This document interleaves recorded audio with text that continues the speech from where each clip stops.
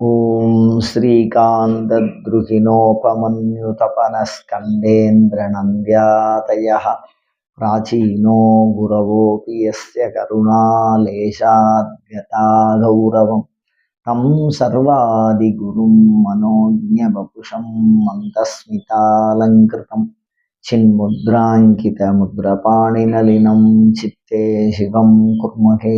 नमः सतसे नमः सदसस्पते நம சகீனாம் புரோகானாம் சக்ஷுஷே நமோதிவே நம பிரதிபே நம. எல்லாம் அல்ல இறைவியனுடைய பெருங்கருணையினாலே அபிராமி சமயத்தின் அந்தாதி குடில் சார்ந்து உங்களை சந்திப்பதில் பெருமகிழ்ச்சி அடைகிறேன். உபாசனை ரகசியங்கள் 108 நாம் சிந்தித்து வருகிறோம். அதில் வெகுநாள் உபாசனை செய்தும் பயனில்லை, காரணங்களும் தீர்வுகளும் இந்த தலைப்பை பார்த்து கொண்டிருக்கிறோம். அதுலேயும் தீர்வுகளை பற்றி இப்போ யோசிக்கிறோம். உபாசனையில் வெல்வதற்கு பக்குவம் சொல்லப்பட்டிருக்கு. அந்த பக்குவம் இருந்தால் உபாசனையில் வெல்லலாம். முதல் பக்குவம் என்னன்னா, இந்த உபாசனைங்கிறது நிறைய ஜபம் பண்ணணும், பூஜை பண்ணணும், தியானம் பண்ணணும் அப்படிங்கிற சூழல் இருந்தால் உடம்பு ஆரோக்கியமாக இருக்கும். உடம்பு உபாதி உள்ளவா, வலியின் காரணமாக துன்பப்படுகிற அப்படிங்கிற வியாதிலாம் இருக்கும். அந்த மாதிரி இருக்கிறதுலேருந்து முதல்ல வெளியில் வரணும். சிவபூஜை ஸ்லோகத்தில் சிவன்கிட்ட எப்படி வரம் கேட்குறத அதுவே சொல்லி கொடுத்துருக்கு. அப்படி சொல்லும்போது அவ்வியாதிகார முதல்ல எல்லாத்துக்கும் முக்கியம் காத்திரம், வியாதி இல்லாத காத்திரத்தை கேட்கும். அந்த வியாதி இல்லாத காத்திரத்துக்கு சில அனுஷ்டானங்களை அது 6 வயசுலேருந்து அனுஷ்டானம் பண்ண சொல்லுது. உபாசனைங்கிறது பரம்பரையாக வச்சுருக்கிறவா இருக்கா, புதுசாக வரவாடும் இருக்கா. இருந்தாலும் அந்த ஆச்சாரங்கள்ங்கிற பேரில் எல்லா விதமான உடலுக்கு நன்மையை அது செய்கிறது. ஒரு குறிப்பிட்ட நேரத்தில் குளிக்கிறது, குறிப்பிட்ட நேரத்தில் தூங்குறது, குறிப்பிட்ட வார்த்தைகளை பேசுறது இல்லை, குறிப்பிட்ட நாளில் விரதம் இருக்கிறது, அதாவது ஒழுக்க நெறிகள், உணவு ஒழுக்க நெறிகள், பேச்சு ஒழுக்க நெறிகள், இந்த மாதிரி விஷயங்களை தேவதைக்கு தகுந்த மாதிரி பாகுபடுத்தியிருப்பாங்க. அதனால அந்த மாதிரி ஒரு விஷயத்தை, ஆச்சாரங்களை சொல்லியிருக்கு. அந்த பக்குவத்தை நாம் வளர்த்து கொள்ள வேண்டும். அதுக்கு அடுத்தது பார்த்தீங்கன்னா, உள்ளத்துல உபாசனை பண்றவாளுக்கு கோபம் நித்திய சத்ருன்னு சொல்லி, கோபமும் காமமும் ஒன்றை ஒன்று தொடர்புடைய உணர்வுகள். இது 2 நாளும் உபாசனை மேல் நோக்கி போனாலும், தேவதையே வந்தாலும் அதை தானே கீழ் நோக்கி போயிடுவான். மகிஷாசுரன் அதிகமான வரத்தை பெற்றாலும் காமத்தின் காரணமாக இழந்தான். ராவணன் அதிகமான உபாசனையினால பலனை பெற்றாலும் மோகத்தின் காரணமாக வலு இழந்தான். அது மாதிரி அந்த சத்ரு காம, குரோத, லோப, மோக, மத, மாத்சரி, இந்த 6மே அந்த சத்ருன்னு பேர். உபாசனைக்கு இது சத்ரு. பொதுவாகவே இது எல்லாருக்கும் சத்ரு. இருந்தாலும் உபாசனைக்கு இந்த காமக்குரோதாதி வர்ஜிதம் இருக்கணும். காமம் இருக்கக்கூடாது, கோபம் இருக்கக்கூடாது, லோபம் பற்று இருக்கக்கூடாது, மோகம் மயக்கம், தெளிவான அறிவு மயக்கங்கிறது மோகம், மதம் நான் தாங்கிறது, மாத்சரியம் அடுத்தவாளுடைய வளர்ச்சியில பொறாமப்படுறது. இந்த மாதிரி பண்புகள் ஒரு மனிதனுக்கு மிகுதியாக இருக்கும். எல்லாருக்கும் இது இருக்கும், இல்லாம எல்லாம் இருக்காது. இல்லைன்னா அவன் ஞானின்னு அர்த்தம். அந்த விஷயத்துல நம்ம பார்க்கல. நம்ம உபாசனையே ரொம்ப காலமா நம்ம பண்ணிட்டு இருக்கோம். அதோட பலன் வரல அப்படிங்கும்போது அதனுடைய காரணங்களை நாம் சிந்திக்கிறோம். அந்த காரணங்களுக்கான தீர்வுகள் நம்ம சிந்திக்கிறோம். அப்படி சிந்திக்கும் போது இந்த மாதிரி நிர்லோபா லோபநாசினி, நிஷ்குரோதா குரோத சமனி, இந்த மாதிரி எல்லாம் நாமாவளி இருக்கிறதுனால அம்பாளுக்கு இந்த குணம் பிடிக்காது அப்படின்னு சொல்றோமோ இல்லையோ, அந்த மாதிரி அனைத்து தேவதைகளுக்குமே இந்த அந்த சத்ருன்னு சொல்லக்கூடிய இந்த தீய பழக்கம், அதாவது குணங்கள் சொல்லப்போனா அந்த குணம் இருக்கக்கூடாது. அதே மாதிரி என்ன குணம் இருந்தால் உபாசனை வளருங்கிறதையும் உபாசனை சொல்லி கொடுக்குறது. சத்தியம் மாதா பிதா ஞானம் தர்மோ பிராதா தயாசகா சாந்திஹி பத்னி க்ஷமாபுத்திரஹா அப்படின்னு சொல்லியிருக்கு. அவன் நல்ல உபாசகனா இருந்தான்னா அவனுக்கு சத்தியம் தாயாக இருக்கணும். பிதா ஞானம், அவன் அந்த ஆகம நூல்கள், தாந்திரீக சாஸ்திர நூல்கள், வேத நூல்கள், அறநூல்கள் இவைகளை நன்கு பயின்று இருக்க வேண்டும். பிதா ஞானம். தர்மோ பிராதா, அவன் அதிகமான கொடை செய்கின்ற எண்ணத்தை உடையவனாக இருக்கணும். தயாசகா, பிற உயிர்களிடத்து கருணை காட்டுபவனாக இருக்க வேண்டும். சாந்திஹி பத்னி, பேரமைதி உடையவனாக இருக்க வேண்டும்.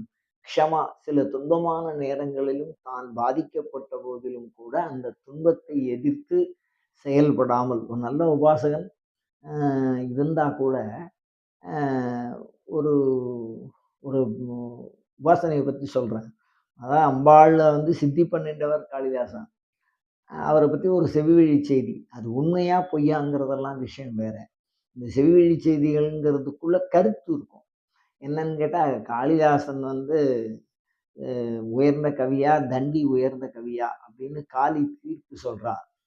அந்த தீர்ப்புல கவிர் தண்டி கவிர் தண்டி கவிர் தண்டின்னு சொன்னாலாம். 3 தடவை சொல்லலாம். அப்ப காளிதாசனுக்கு கோபம் வந்துருது.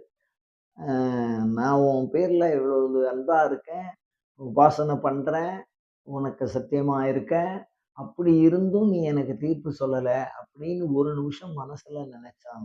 அதனால அவன் ஊமை கவியாக மறுபிறவியில் பிறந்தான்னு சொல்றான். ஊமையா பிறந்தான். காரணம் என்ன அப்படின்னு கேட்டா, அந்த குரோத வர்ஜிதம் இருக்கணும். அவ்வளவு பண்பு. இந்த தகவலை நம்ம அங்கேருந்து பார்க்க வேண்டியதா இருக்கு. ஊமையா பிறந்து மூக பஞ்சசதி அப்படின்னு முகத்தை வச்சு 500 கவிதை பாடினான். அந்த பாவத்துக்காக பிறந்தான். அதனால உபாசனைக்காரர்களுக்கு அருளை பெற்ற பின்னும் கூட அந்த உபாசனையை வச்சிருந்து அடுத்தவாளுக்கு கெடுதல் பண்றது, அந்த தேவதையினுடைய பலனை வாங்கிக்கணும்னு நம்ம நினைக்கிறது, அந்த மாதிரி விஷயங்கள்ல அடுத்தவாளுக்கு கெடுதல் வரக்கூடாது. ஒரு சமூகத்துக்கு கெடுதல் வரக்கூடாது. அப்படி வரா மாதிரி இருந்ததுன்னா அந்த உபாசனை நாள் ஆகும், தள்ளிண்டே போகும். நமக்கு சித்தி பண்ண கூடாது அந்த தேவதை. ஏன்னா அவன் அந்த வரத்தை வச்சிருந்து என்னென்ன வாங்குறானோ அது அந்த தேவதையோட காலில் போய் சுத்தும், அந்த பாபம். அதனாலதான் அது அவ்வளவு சீக்கிரம் ஒரு நல்லவனா மாற்றி நமக்கு அனுகிரகம். கெட்ட எண்ணம் உடையவர்களுக்கு அது அனுகிரகம் தள்ளிண்டே போகும். இதோ பண்றேன் அதோ பண்றேங்கிற மாதிரி நம்ம ஜெபம் பண்ணிட்டே வருவோம். சில அடையாளம் கூட தெரியும். ஆனால் நம்ம கைக்கு வராது. பலன் நம்ம கைக்கு வராது. அப்படி பிறருக்கு துன்பம். அஹிம்சாங்கிறது பரமோ தர்மஹான்னு சொல்றோம். தயா, கருணை உள்ளவாளுக்கெல்லாம் அந்த உபாசனை, இந்த பக்குவம் சொல்றோமோ இல்லையோ, சாந்தி, இந்த பொறுமை, சத்தியம், இதெல்லாம் நான் சொன்ன இந்த 6 குணமும் பார்த்தீங்கன்னா உபாசனைக்கு மிகவும் நெருங்கிய குணம். இந்த 6 குணமும் இருக்கணும். அப்படி இருந்தால் உபாசனையை நம்ம விரைவாக நாம் அடைந்து கொள்ளலாம். அது சம்பந்தமான நூல் சம்பந்தமான ஞானம் இருக்கணுமோ இல்லையோ, சத்திய ஞானம்னு சொல்றோம்.